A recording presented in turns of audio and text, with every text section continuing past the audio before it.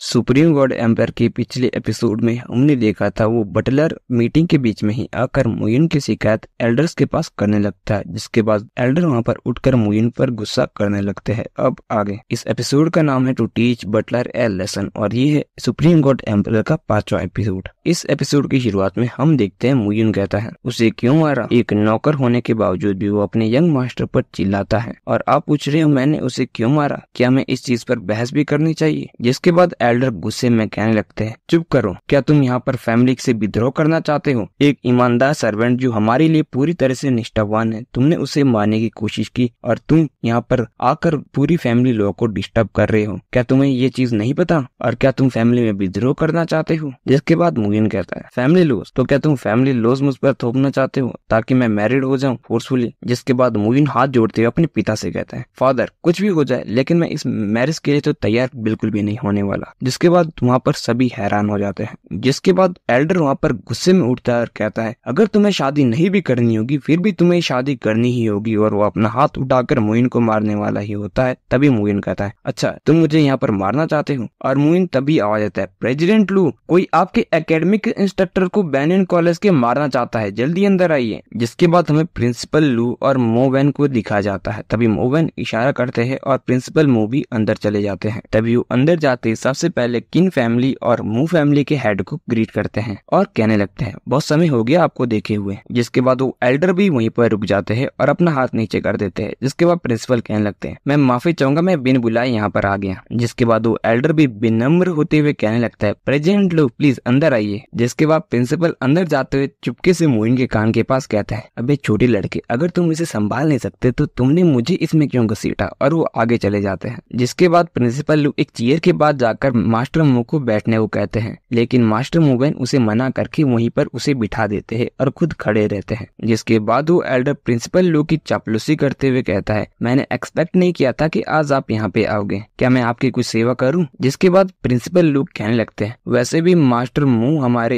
Academy के instructor है तो हमारा ये फर्ज तो बनता ही है कि हम आए और उन्हें देखें। जिसके बाद वो एल्डर अपनी चाल चलते हुए कहता है प्रेसिडेंट लोग आप बिल्कुल सही समय पे आए, ये मुइन हमारी फैमिली के ऑर्डर को नहीं मान रहा है, मना कर रहा है हमारी फैमिली अरेंजमेंट के लिए, और साथ में आज इसने हमारे एक फैमिली के सर्वेंट को मारा, अब आप ही इसे समझा सकते हो। जिसके बाद प्रिंसिपल लो भी अपने मन में सोचने लगते हैं इसे समझा सकता हूँ, अबे तुम क्या पागल हो गए और तुम क्या मुझे फंसाना चाहते हो। ये बच्चा अब मास्टर मोवेन का फेवरेट हो चुका है, हो सकता है फ्यूचर में उसे अपने साथ ले जाए। जिसके बाद वो फीकी हंसी हंसते हुए कहता है नहीं ये सब तो उन पर निर्भर करता है कि वो अपने बच्चों की शादी किससे कराना चाहते हैं या वो करना चाहते हैं या नहीं, इसमें आप मुझे क्यों घसीट रहे हो। जिसके बाद वो पेटियट मुंह से कहते हैं आपने यही कहा था पेटियट मुंह है ना। तभी पेटियट मुंह कहते हैं आपने सही कहा। जिसके बाद वो दूसरा एल्डर भी कहने लगता है पेट्रियट ये गलत है। और गाइस जिन लोगों को नहीं पता पेट्रियट का मतलब होता है हेड ऑफ द फैमिली, और जहाँ पर भी पेट्रियट का मतलब आएगा यानी कि उसकी हाईएस्ट पोजीशन है या तो फैमिली में या तो कहीं एकेडमी में, आपको कंफ्यूजन ना हो इसीलिए मैंने ये चीज आपको बताई है। और वो तभी पेट्रियट मुंह से कहने लगता है इन पिछले 10 साल में मुइन ने हमारी फैमिली के लिए क्या ही क्या है, और वैसे भी अगर इस बारी किन और मू फैमिली एक साथ मिल जाती है, कंप्लीट फोर्स बना देती है तो हम अगले 2 से लड़ सकते हैं। और आपको नहीं लगता हमारी फैमिली ने एक बेस्ट को पैदा किया है, मतलब इसने फैमिली के लिए कंट्रीब्यूट ही किया है और ऐसे क्रिटिकल मोमेंट पर ये पीछे हटना चाहता है। उसके अलावा हमारे घर के एक नौकर को मान रहा जिसने फैमिली के लिए इतना कुछ कंट्रीब्यूट किया है, क्या ये बात सही है। जिसके बाद पेट्रियट मो भी कुछ सोचने लगते हैं। तभी प्रिंसिपल लू और मास्टर मोवेन को दिखाया जाता है। तभी मास्टर मो कहता है ये चीज किसी एल्डर के मुंह से सुनना मुझे बिल्कुल भी अच्छा नहीं लगा। एक घर का नौकर होने के बावजूद भी वो मुइन पर चिल्लाता है, उसके बाद में मुइन ने उसे सिर्फ 2 चांटे मारे, ये तो मैं उसकी विनम्रता ही कहूंगा। और तुम एक फैमिली के एल्डर होने के बावजूद भी सारा ब्लेम मुइन पर डाल रहे हो, तुम्हें शर्म आनी चाहिए, वो भी खास करके बिना मुइन को पूछे कि वो सही है या गलत है। इस सच में काफी ज्यादा घटिया बात है। जिसके बाद वो भी कहने लगता है बूढ़े आदमी तुम्हें इस चीज से क्या लेना है, ये हमारी मू फैमिली की प्रॉब्लम है। जिसके बाद मास्टर मोवेन कहते हैं इस बात का मुझसे कोई लेना देना नहीं है, ये तो बस इतना है कि ये बूढ़ा आदमी मास्टर मो का गेस्ट है और कोर्टयार्ड में हमें लेने के लिए कोई नहीं आया, क्या यही तुम्हारी बड़ी फैमिली का गेस्ट को ट्रीट करने का तरीका है। जिसके बाद वो आदमी कहने लगता है गेस्ट, प्रेसिडेंट लू यहाँ के गेस्ट है, तुम्हें क्या लगता है तुम कौन। और उन्होंने भी इतने घमंड से हमारी मू फैमिली के मैटर में बात करने की हिम्मत नहीं की, और तुम निकल जाओ मेरे सेपियड हाउस से एक बारी में ही। तभी प्रेसिडेंट लोग गुस्से में उठते और कहते हैं अपनी बकवास बंद करो। जिसके बाद सेकंड एल्डर करने लगते हैं लेकिन प्रेसिडेंट लोग वो बूढ़ा आदमी, जिसके बाद वो कहते हैं मू फैंकिंग तुम सच में एक घटिया घटिया आदमी हो। तुम जानते भी हो मास्टर मोवेन कौन है? मास्टर मोवेन को यहाँ पर मास्टर मुयून ने गेस्ट के तौर पर बुलाया है और तुम उनसे इस तरह से बात कर रहे हो, तुम्हें शर्म नहीं आती? और मास्टर मोवेन का नाम सुनते ही वहाँ पर सभी के तोते उड़ जाते हैं और पेट्रियार्क भी